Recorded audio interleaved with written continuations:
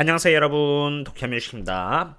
어제 나스닥은 무려 1.8%가 하락했고 S&P 500은 1.11% 하락하는 등 보시다시피 가치주를 제외한 대부분의 성장주들이 하락했는데요.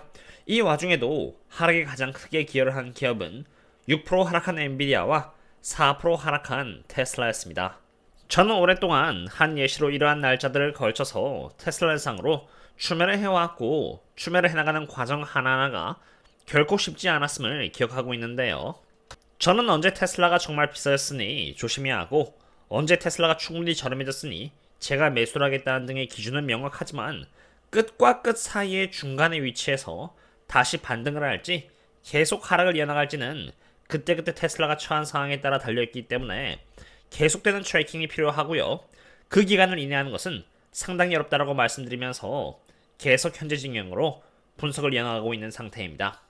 겜마스퀴즈에 있어서 콜옵션 프리미엄이 여기 75가 되고 최고점을 찍으면서 테슬라는 하락을 하였고요. 크리스마스 이브 때 주가가 이렇게 폭등을 하는 등 한번 속임수가 있었고 다시 이렇게 V탑 패턴을 만들면서 하락하다가 24년 4분기 초고량 미스가 뜬 것도 잠시 바로 그 다음날 금요일 옵션 만기를 이용해서 이렇게 8% 주가가 올라가다가 다시 이렇게 또 하방 압력을 받는 등 엄청난 변동성을 보여주면서 지금 분석대로 조정을 받고 있는 상태입니다. 테슬라의 경우는 워낙 변동성이 높은 주기이기 때문에 기회일 것 같으면서도 아닌 경우가 상당히 많은데요. 바로 그러한 이유에서 춤에 대응을 할 경우 나만의 명확한 원칙이 필요하고 아무리 중간에 오를 것 같다라고 할지언정 원칙에 위배된다라면은 보수적으로 봐야 하는 자세가 필요한 것 같습니다. 물론 또 너무 보수적으로 본다라면은 타겟을 놓치게 되는 경우도 있으니 정도를 지키는 것 또한 상당히 중요하다고 생각이 되는데요. 테슬라의 주가가 큰 폭으로 조정을 받은 원인은 어제 주가 하락에 앞서 제가 저희 멤버십분들께 미리 장이 시작하기 전 11시 22분에 공유를 드린 내용으로 바로 10년 국채금리의 움직임이고 10년 국채금리의 움직임은 목요일 새벽 12시에 발표되는 졸트 지표와 ISM 서비스 따라 달려있는데 만약 강한 결과가 나옴에 따라서 4.63%를 뚫고 올라간다면 하방 압력을 받을 가능성이 있으므로 저는 계속해서 보수적으로 지켜보겠다라는 내용이었습니다.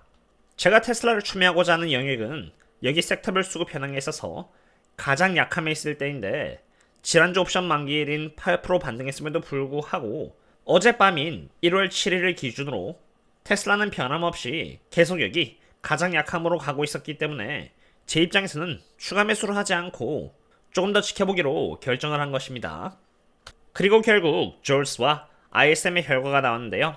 모든 지표가 컨센보다 이렇게 높게 나오면서 인플레이션이 높아진다는 것을 가리켰고 특히나 ISM Services Price Paid Index는 57.5가 컨센이었는데 64.4가 나오면서 23년 3월 이후로 가장 높은 수치를 이렇게 갱신해버린 것입니다. 이러한 흐름에 따라서 결국 10년 국채금리는 우려한 대로 어제 무려 1.32% 상승하면서 그 다음 저항선인 4.742%를 앞두게 되었고요. 30년 국채금리 경우는 제가 일전에 이미 여기 이렇게 쌍바닥이었고 이렇게 헤드앤숄더가 잡혀있기 때문에 이제 여기서 매크로적으로 인플레이션 리스트롱 결과가 나온다면은 4.8%라는 저항선을 뚫고 올라가면서 5%를 향해 가는 것도 무리는 아닐 것이라고도 어제도 분석드렸는데 결국 그 흐름대로 가게 되면서 주가는 하방 압력을 받게 되었습니다. 10년 국채금리 혹은 30년 국채금리가 이 정도면 오를 만큼 오른 거 아니냐라고 하겠지만 실상은 전혀 그렇지 않습니다. 어제도 공유드린 지표를 또 업데이트 드리자면은 여기 남색은 10년 국채금리이고 빨간색은 바로 연준의 기준금리이며 이 두 개의 차이를 바로 스프레드라고 하는데 스프레드는 여기 아래에 있는 보라색 차트입니다. 어제도 10년 국채금리가 약 1.3%가량 올라가면서 10년 국채금리와 기준금리의 격차는 0.3%까지 아주 살짝 올랐는데 잘 보시면은 1962년부터 오늘날인 2025년 1월 7일까지 평균 격차는 여기 빨간색 점선인 약 2%로 아무리 못해도 최소 1%까지는 올라와야 하는 상황입니다.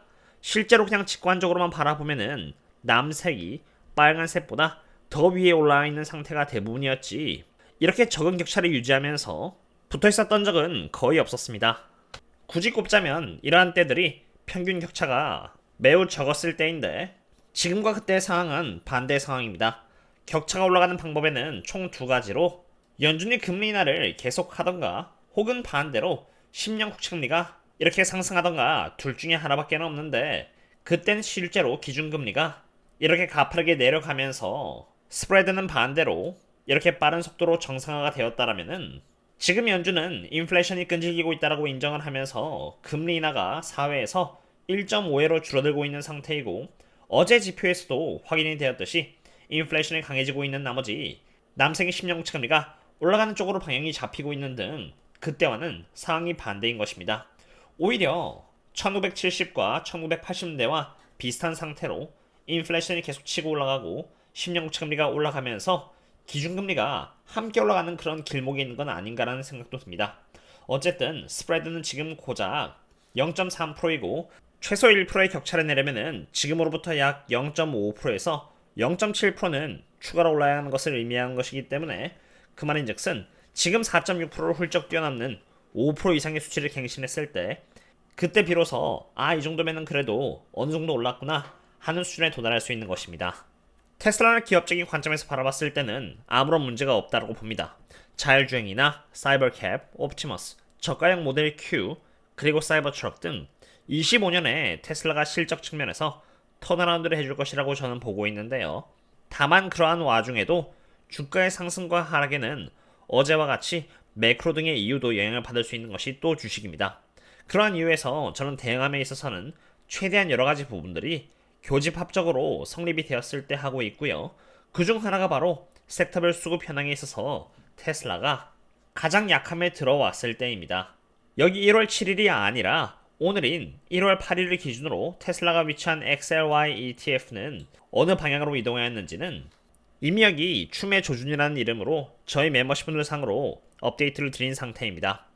테슬라가 가장 강함에 있을 때는 저는 즐기면서 테슬라가 결국 가장 약함으로 갈 때를 대비해서 미리 현금을 모아왔고요. 정말 힘들었지만 인내를 계속하면서 트래킹을 하고 있는데요. 제가 출면한다면은 멤버십분들 상으로는 공유를 드릴 예정이며 혹이라도 보고서를 꾸준히 공유받고 싶다라면은 언제든지 고정 댓글을 참고 바랍니다. 그리고 마지막으로 엔비디아 또한 빠질 수가 없는데요. 엔비디아는 무려 6.2% 하락하면서 어제 하락의 40%를 엔비디아가 기여하였습니다. 어제 굉장히 큰 하락과 함께 이렇게 bearish engulfing 패턴이라는 좋지 않은 패턴이 잡힌 상태인데 단기적으로 주가가 반등을 하는 등 이 안에서 아무리 왔다 갔다 할 수는 있겠지만 결국 이 패턴의 머리 쪽인 이 부분을 넘지 못한다라면은 결국 주가는 하락을 이어나간다라는 의미의 패턴인 만큼 저는 조심할 것 같습니다. 오늘은 테슬라가 왜 하락했는지 그리고 어떠한 기준으로 대응을 할 예정인지 마지막으로 엔비디아 차트 또한 알아봤는데요. 오늘은 여기까지 하고 더 자세한 분석은 제가 오늘 밤 테슬라 midnight 업데이트에서 또 뵙도록 하겠습니다. 그럼 다음에 또 만나요. See you later.